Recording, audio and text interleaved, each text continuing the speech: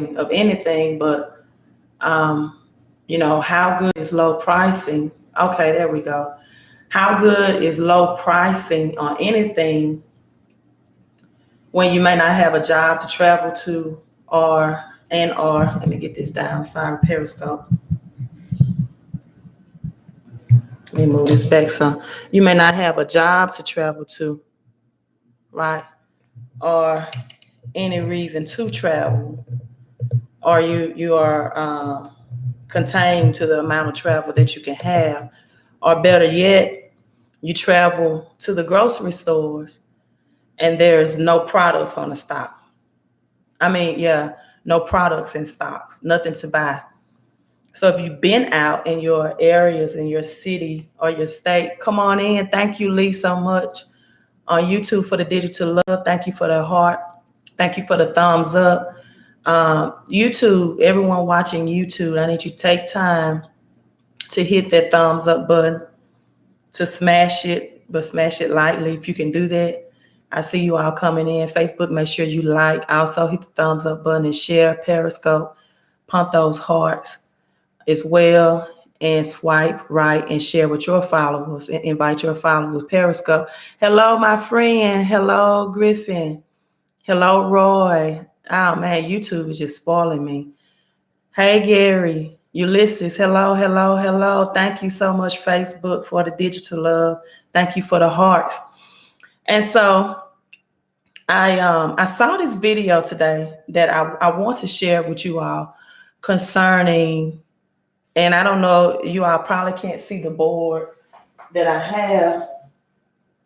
Let me move it on a little bit, but you can see where I put in the sub caption, are we in a bubble, right? You remember President Trump said years ago that this is just a big, fat, ugly bubble. So are we in a bubble, right? Thank you, Latanya on Periscope for the digital love. Or are we on a Titanic?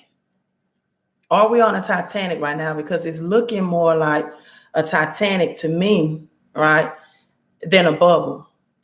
It's looking like we're headed more towards the Titanic than a bubble. For example, I have first on my list, the oil crisis collapse. Oil prices today dropped to an 18-year low, $20 a barrel, 24%.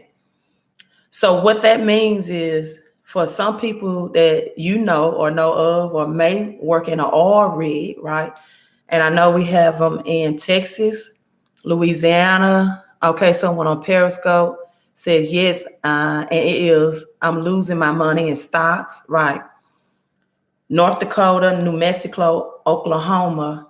I have one story today that a person lost $90,000 out of their 401k. I didn't say 9, right? I know I have a twang. I know I have a Southern accent. I did not say 9. And this was this morning, $90,000 out of their 401k, right? Because of this, because they work, hold on. Let me get this glare off YouTube. Okay, well, it's still long, so. Because they work specifically in the oil industry, in the oil sector. Give me a second, y'all.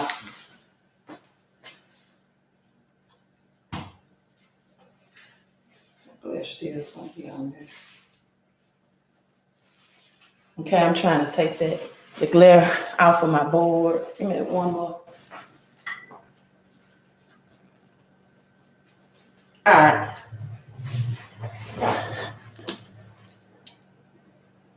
All right, somebody's calling me at the wrong time too. So I'm back on. So, Kelly, you bring me some water like you always do, please, because it's hot in here. I'm hot.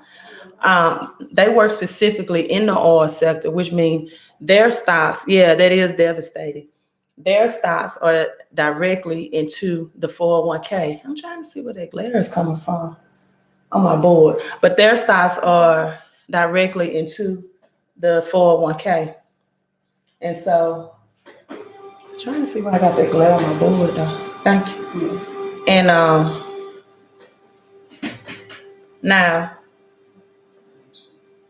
okay, I'll turn it this way. It might be better. I don't know where it's coming from. I'm a little OCD, but not a lot. That glare is bothering me. All right, so that's better. So I did a lot of adjustments. That's better. And so this is what that means.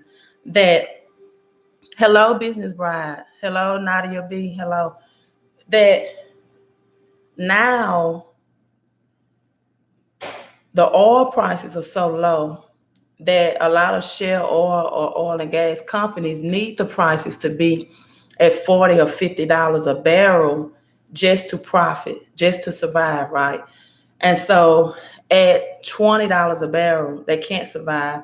And then you have people that are working on oil rigs or in the oil and gas sector that at this point, that six-figure income earners that are losing not only their 401ks and things of that nature, maybe their jobs, right? And so when you got this many people that will be affected job wise, it's going to hurt the global economy. So then I know you are a OCD. I'm not OCD. I said, I think I'm a little OCD. That glare was just bothering me, right? It was just bothering me on my board. So it's certain things. Ken, please text me. I was looking for your phone number the other day, Ashley, and I lost it.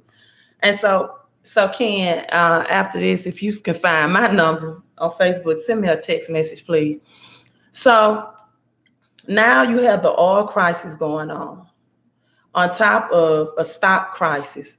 The Dow Jones went from, I think, 29,000 last month to 19,000 today, 1,000-point drop. And actually the stock market did like a 15-minute circuit cut today. It's just so many people trading and trying to get out. So when people are saying I'm buying the dip, stocks are low, you are actually buying into a dump. Yes, they are low, but the way the economy is headed, it's going to take months and years maybe before you see them on the rise again. So if you cannot afford to have your money tied up in stocks for any amount of time, then just know you're buying a dump and not a dip. A dip is something that goes down temporarily and maybe in 5 or 6 months, right? It'll go back up. That's not this case, people. So people that's losing, Easy on YouTube said people lose money in the stock and investment every time a Republican get into office. They close a lot of rural hospitals and deny people from access to Medicaid, which is under affordable health care. Easy. You know what? But people are going to have to get a financial education and stop blaming the government. I tell them all the time, how do you expect the government to pay your bills and get you out of debt when we're in debt? You're going to have to get a financial education, because I know I'm the queen of credit and I like to defend my clients. I do. I like to defend the credit game to the fullest. But you know what? I can't leave out student loan debt. I can't say student loan debt and vehicle repossession debt is high, and housing debt, which include non-prime loans, without leaving out credit card debt. Because to be honest with you, most people at this point in time, if we were not in this situation economic wise, would have went out and blew their income tax return on partying and taking vacations for spring break. Now I need to sip on that. That was something to sip on, right? And so they blow their money. The government schooling never taught us about financial literacy. Okay, I understand that, but it's so much out here for free. And that's by design. They're not going to teach you about taxes. They're not going to teach you about how to use credit to create cash flow. Only thing they teach you is about don't be consumer. They tell you don't get into bad debt. They don't teach you how to use credit in a good way. But we are in a financial literate society that if you did nothing but study Robert Kiyosaki, right, instead of watching these reality shows that people like to watch, or sitting at home watching your favorite whatever. I don't even know if soap operas still come on anymore. And people want entertainment. They don't want financial education. Why are we blaming the government? Why do you think a Republican or a Democrat is going to save you? Because to be honest with you, we've been in this since 2001. Yeah, people watch too much television. I haven't cut on my television set. My daughter is here. She can attest to that. I think since 4 days. And usually when I have my television on, it's just to have some sound in the house. I'm not watching it. I have my laptop in front of me or a book in front of me, or I'm doing someone's credit. Too much television, a lack of, and the only time we are concerned about what the government is doing towards us is when we get in this crisis. I have a friend that works, for example, an oil or offshore oil rig, right? Offshore oil. This friend has a Porsche, a Lamborghini, nice, elaborate home and I told this person, I said, look, you are living for today. Yes, you may, and the person's income was like $150,000. A Porsche, a Lamborghini, 6-figure house on $150,000 income. And he lives for the moment. I'm like, first of all, you work 2 weeks on and 2 weeks off. These cars are too expensive to be sitting idle for 2 weeks, because anyone that drives luxury vehicles know that if you don't drive them frequently, they'll cause mechanic problems. Clay on Facebook, you have to inbox me. I had so many inbox and emails about credit. I would tell you okay, and then I will forget. So you really have to inbox me. That'll be fine. Yeah, living beyond our means. You're not even driving these vehicles 2 weeks on, 2 weeks off. If you like that, then just lease something. So Ulysses on YouTube, my services, you have to do a credit audit / analysis for $75. I have to look at your credit report. And then after viewing your credit report, that $75 audit or analysis fee will be deducted. And I'll give you a quote for the prices of the services after I analyze and see what I'm working with. So to do that, just go to www.𝒞𝓄𝒾𝓄𝒾𝓉.com. I'll put the link. Let me type it in. Go to www.𝒞𝓄𝒾𝓉.com and go to Credit Help Book Online, right? And that's where you'll find the instructions. And Clay on Facebook, that's actually my classmate. Do the same thing for me. And I'll put the I just got a message from someone. All the instructions are on there, on here. Also, I want to talk about silver later on, but I'm gonna stay on topic. And I have been forewarning this person. They signed up for the business with me to get some business tax deductions because they didn't have many tax deductions to help them pay less in taxes, but they didn't want to change their lifestyle. They didn't want to change their habits. They didn't want to change their spending habits. They didn't want to change their Saturday and Friday night outings, drinking expensive alcohol. They want to change their lifestyle. And then when the economy comes rolling down, we want to blame a Democrat or a Republican, right? So, okay, Ulysses, you're more than welcome. So now we have stock market crisis. Again, I said stock markets. Let me adjust this again. All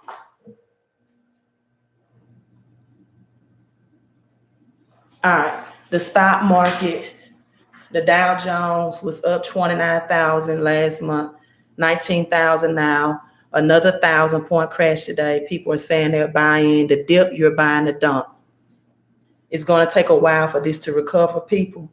Unless you have money that's going to be tied up for years in the stock market, it's going to take time for this to recover. All right, next thing, bank and business crisis. Bank and business crisis. Now, when I talk about vehicle repossession or repo and housing repo, a lot of people are familiar with that, right?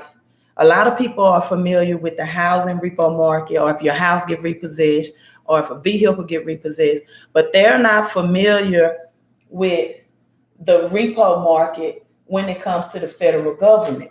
So let me break that down, what that means. The federal government, for example, put input, not printing out dollar bills, but they do this by digitally transferring money in the system.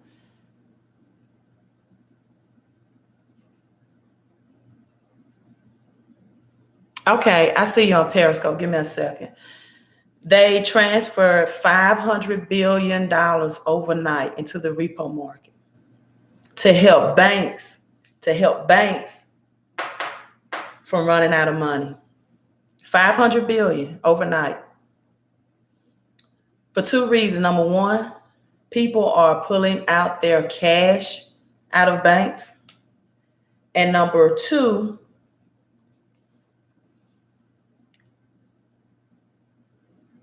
I'm going to go back to number one. Number one, people are pulling out their cash money out of banks. Let me read this comment. Hold on. Samantha says, I used what little bit of tax money I got and paid off my debt, which wasn't much, but it made me feel better and more secure. Credit score is coming up daily. Good news, Samantha. Good news, good news, good news. And so now what banks are doing is selling mortgages. Yeah, someone said this bubble is going to burst. I think it's bigger than a bubble now. I think we're on the Titanic. This is bigger than that because it goes beyond a bubble to all of these issues we're going to have to deal with. And yes, it's getting inflated, but we are on the Titanic. And I hope you all have some life jackets. I hope you have life jackets. And at this time, you're paying off debts. Make sure you are paying off debts that are connected to anything you have in collateral that you will need. Right?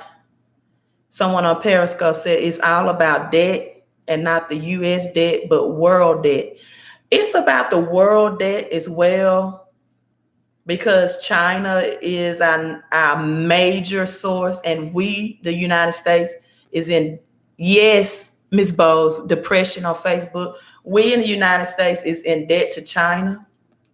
We are in debt to China, which is the number 2 economy in the world. So if China called our debts, that's the Titanic right there alone. But in addition, most people don't know what the Federal Reserve are. The Federal Reserve is not federal. It has no reserves, right?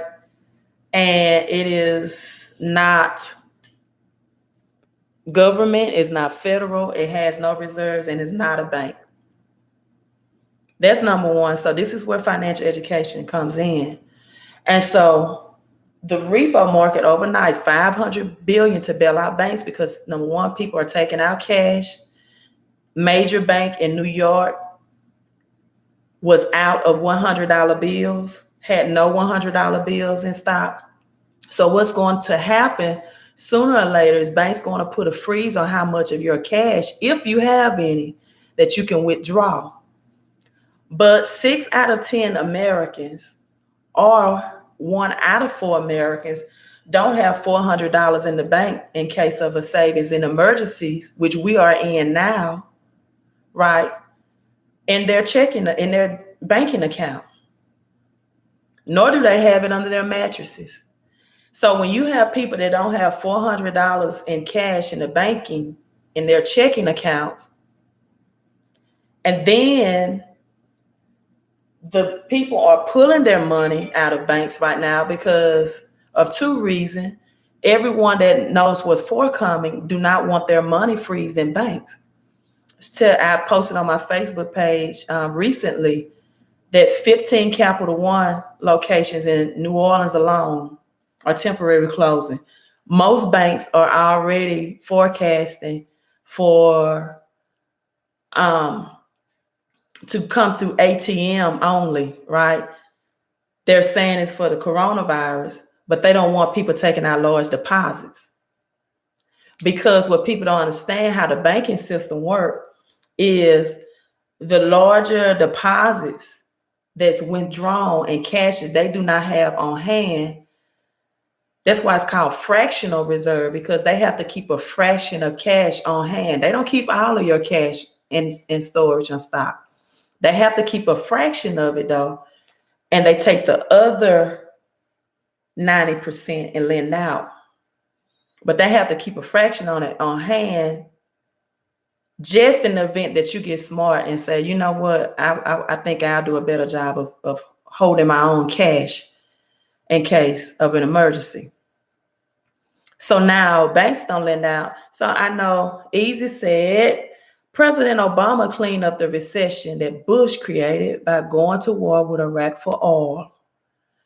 Now has got us back in the hole. Now Joe Biden, Democrats can come in and clean it up.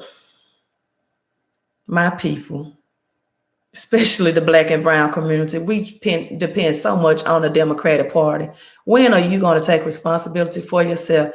Let me tell you something about the Obama administration. In 2008, the Obama administration changed all student loan debt from private to federal, meaning that if you've taken out a student loan debt from 2008 up to 2020, you have federal student loan debt. And this is why the student loan debt crisis is at $1.5 trillion today. Because now some people that had private student loan debts were able to file them in bankruptcy, right? But now you can't turn the banks against each other. You can't turn the government against each other.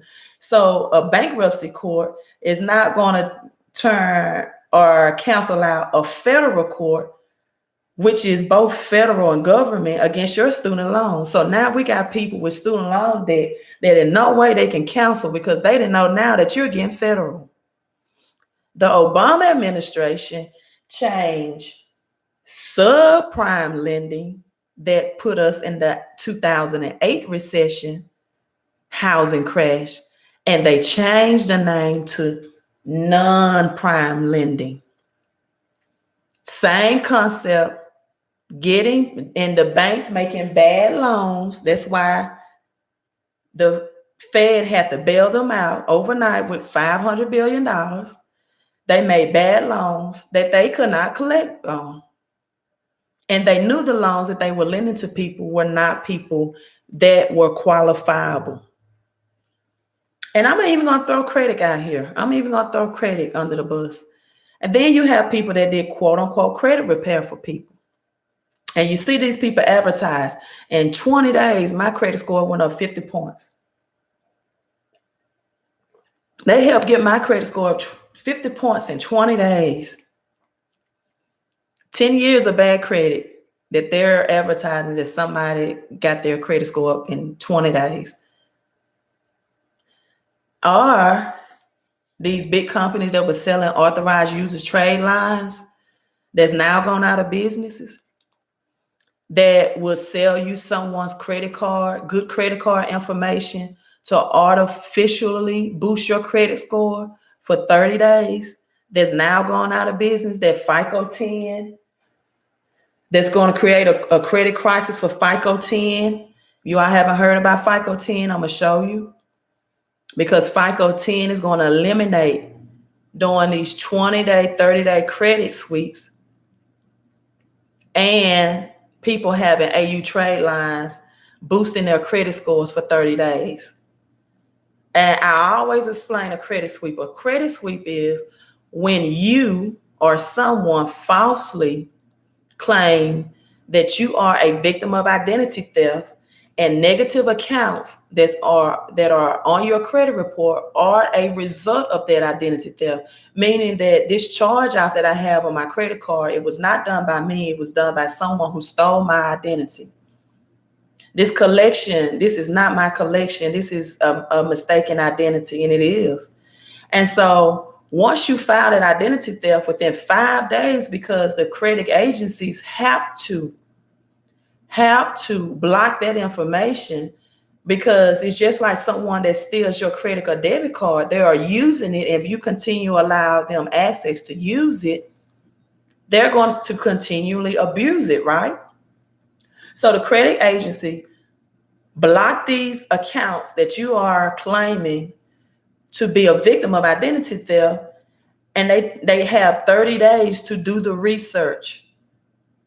And sometimes they will write you back and say, we need an additional 15 days. So they have 30 to 45 days to do the research.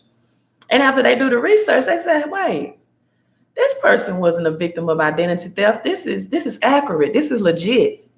And you know what happened after 45 days? All those negative accounts come right back on that person's credit score. That's why I do it permanently.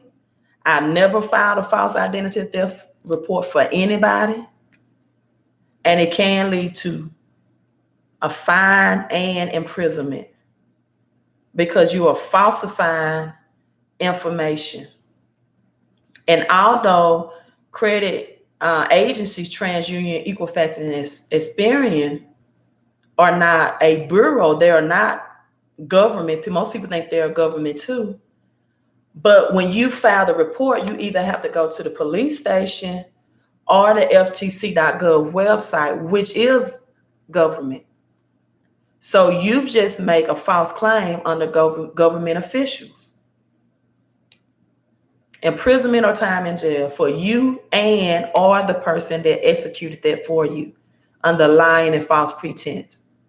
So if someone comes to me, well, I was a victim of identity theft, I say, okay, you go file your police report, or you go on FTC.gov and you bring that report to me, and then I will help you construct your affidavit to mail it in on the credit agencies, but I'm not going to do it. So then you have credit crisis coming up, which will be at the end of July. And that's 𝒣𝒀𝒄𝓄10. That's scheduled to drop people's credit score, right? Okay, easy. Trump should stop student loan forgiveness. You know how many people take out student loans and don't use them for educational purposes? You know how many people abuse student loans? Tell you they're going to Phoenix College University online, getting simple work done just to get large lump sums of money back. And they go out and spend student loans like it's an income tax return. So he should stop student loan forgiveness. He really should. That would stop people taking out student loans who's not pursuing it for higher education purposes. All right. Nice B, I think. Working for a casino, our business usually gets better during economic downtimes, but this one feels different since no one is at the casino gambling. What casino do you work at? Is it Vegas or some other state? Wow. Now, YouTube, you might not like me telling you the truth, but I only have 14 thumbs up, YouTube. I need you all to get thumbs up. Same thing with Facebook, Periscope. Make sure you like and share. Take time to do that because, I'm taking time to give you something that can help you financially. If you want to get, you need to give. And a lot of times you're watching live and you're not retaining this information just because you want to do the simple things to show that you appreciate it. And when you don't appreciate free knowledge or free game, right, then you won't be able to comprehend, to receive it and comprehend it, right? Wow, Alabama, 𝒞𝓄𝓃 Casino. Well, at least you're in a good place in Alabama. I hear because Alabama don't have many 5G towers. You all don't have many cases of the 5G virus as well. So that's a good thing. And so now you have all of this on the Titanic. And now we have 401k crisis and we have the unemployment crisis. That people are losing jobs and unemployed. Right? People are losing jobs and unemployed. So let me flip the cameras. I'm going to try to do it my way. Okay, yeah, 5G is fair in Alabama. You all have 4G, right? And I just got out the phone with a health expert. He was telling me that one of the effects of 5G, the airborne radioactive waves, is that it killed off bumblebees. And we're in a highly pollinated season. And he said, if you pay attention, the bumblebees that used to be out and pollinate, you don't even see bumblebees out. Okay, Jesus, I'm still going. The weather's bad. I'm still going to see if I can make you a moderator. Jesus. I'm clicking on it, but it's not. Maybe you already, okay, I see you. Oh, no, you're already on as my moderator. Okay, thanks. All right, so I'm going to flip this. But anyway, and I told him, I said, yeah. And it's not only that bumblebees are not because of this radioactive and the health issues in the air, but it was birds. When they first put out, Wuhan was the first city to be released with the 5G network technology, right, and towers. And birds, 300 birds were immediately killed. So I'm going to start looking more in the air to see, the health status and see if I see a lot of birds flying. That's how strong and powerful 5G is. He says we have bumblebees. We're here in Mississippi in the South. It's just, and if you look up the effects of it, and then 5G also will give you flu-like symptoms as well. And on top of that, because it works from the outside internal, right, of your body. And we was discussing that the skin stops a lot of viruses and diseases. If you study the outer covering of your skin, and that's why a lot of Africans and Blacks haven't been widely affected by this, that it protects viruses and it also protects ultra waves and radioactive waves as well. The melanin, right? The melanin does. So, but I'm going to show you all this. Let me click out there. Hold on, Jesus. I'm going to flip all the camera screens. And I think if you all see someone else discussing, if you see someone else, because it's not many credit experts for some reason. Thank you, Facebook, for the digital love. It's not many credit experts on Facebook for some reason. And I don't know why, but I came across this very, very good video. Yeah, here we go. If I can find it. That's this one person is talking about the credit crash is coming. And this is at the end of July. So people, I know you might be asking me, well, why would I need credit, right, in the midst of a a crisis. Credit unions lend most during recessions.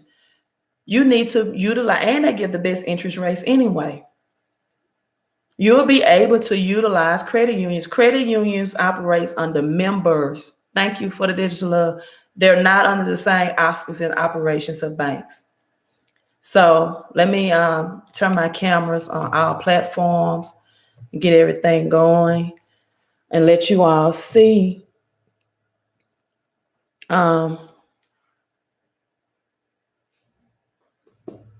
give me 1 second on YouTube. Make sure that you are not going to have a glare as you're watching this.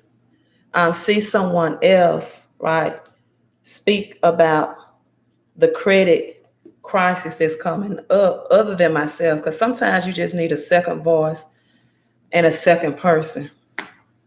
So let me turn this.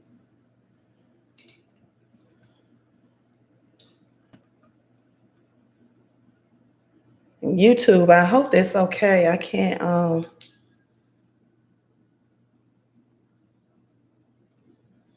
okay. All right.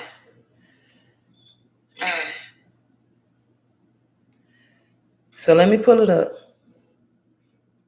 You see this credit crash coming.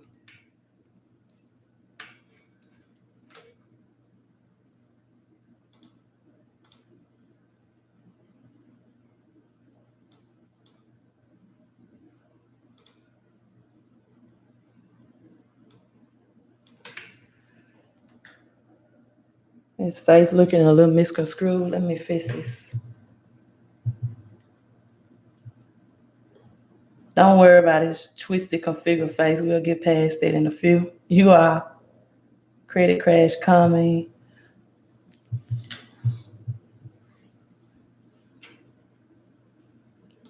Card approval is going to get a lot harder to come by. That's what we're going to talk about in this video. But before we do, I'm going to ask you to please subscribe to this YouTube channel if you have not already. And if you have already, I thank you for doing so.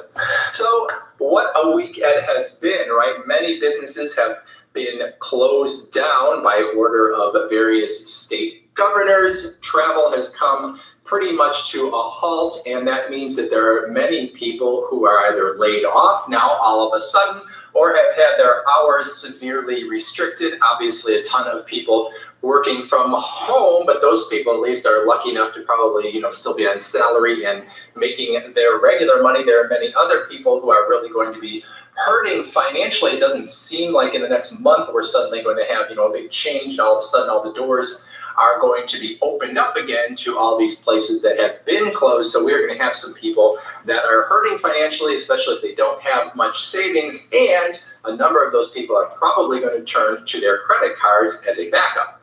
And the banks know it's coming. They know the credit card balances are about to go up. They have seen it before.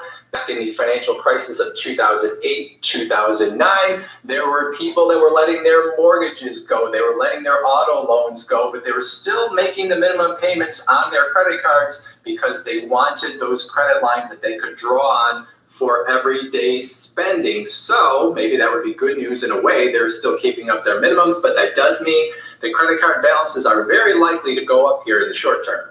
So far, banks are saying all the right things. They're saying they're not going to do things to hurt their customers that are in trouble out of no fault of their own. I've even seen that Citibank is saying they may be increasing credit lines for some customers if they have some financial trouble here. However, these are the things that, are sort of the feel-good things to say in the short term, but this does not seem like a financial situation that is going to iron itself. All right, so notice what he said. These seem like some feel-good things in the short term. I'm telling you, our FICO 10 is coming, and it's coming at the end of July. Out very quickly. So we're going to have some financial fallout here 3 months, 6 months down the line, probably, hopefully not more than that. And you have to assume that some of these credit card issuers are going to start getting a little bit nervous, and that's when you wonder if they are going to start cutting. Wait a minute, I'm reading some comments as I'm doing this.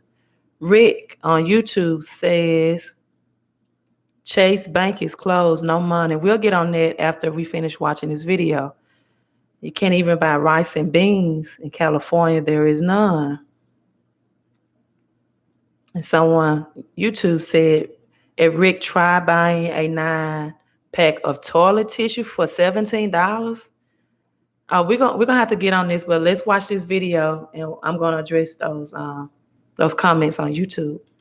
Down those credit lines and making sure that people aren't getting more credit unless they really have the credit scores and the ongoing income to make it make sense to approve them. I just did a video last week talking about the fact that credit card companies give out these ridiculously high credit lines, and so if you're someone that has a little more of a track record with credit, you probably have a ton of available credit, and even if that credit got cut in half, it might not even hurt you so much. However, if you... All right, so he's saying even if you have a ton of available credit, if that credit got cut in half, it might not hurt you so much. That's why I'm trying to tell people to go ahead now, get your credit in position, and get the high credit card limits that you can get now before July hits. You're someone that doesn't have as much credit, maybe you are newer to credit, well then you are in some potential danger of your credit lines being cut, and this might be at a time when you actually do want to draw on those credit lines and actually use those credit cards more, maybe even be carrying a balance. If that's a concern to you, I would say one proactive step I would probably take is if you have credit cards that are open but that you have not been using, probably you should use them to some... All right, he said if you have credit cards open now that you're not using, use them to some degree so that when FICO 10 drops 40 million American credit scores, right, these banks won't close your credit cards that you're not using. Because as of now, if we have 1 out of 4 Americans with $400 in an account for an emergency, if they don't have credit cards for an emergency, then what's going to be their answer if they lose their job or if their job hours are cut?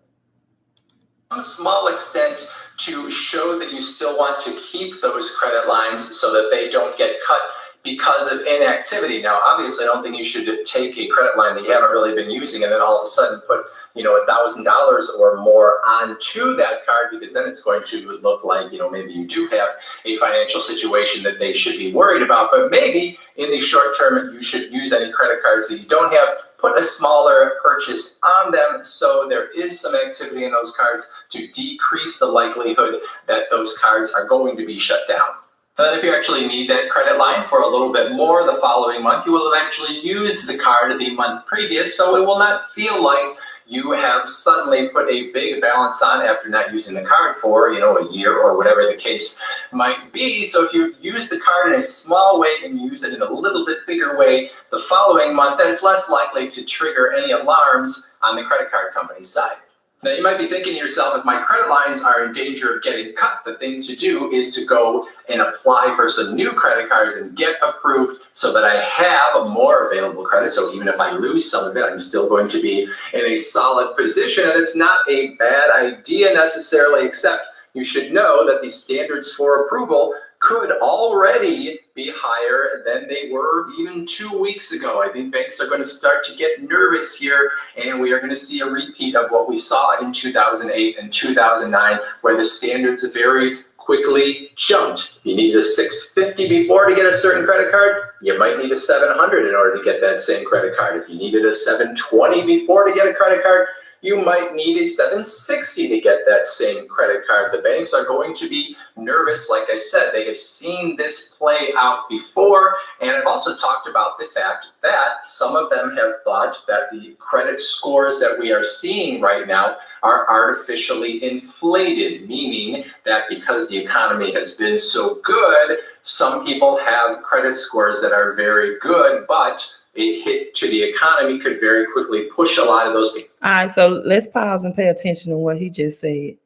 Some of these banks think these credit card scores or your credit scores right now is artificially inflated. That's what I was talking about, credit sweeps and being added as an authorized user trade line. And that's why these AU trade lines are gone and they're out of business right now.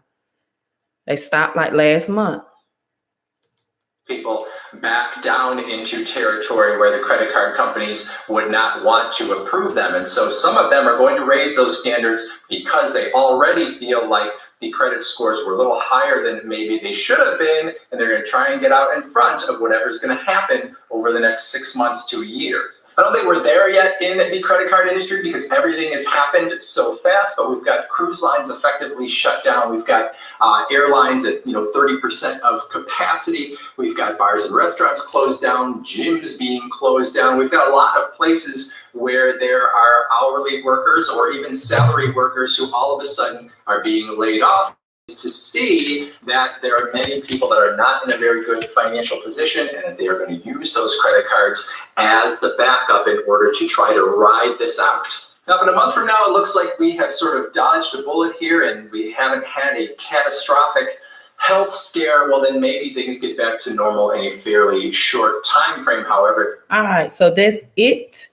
I'm going to turn these, flip my cameras. I may go back live tonight. I'm not sure. That might be just my live for today, but I just wanted to share this with you all because I think you need to see a different face sometimes and a different voice that's telling you, yes, this FICO 10 is coming. The banks are not going, well, you know what? The banks are in trouble themselves at this point.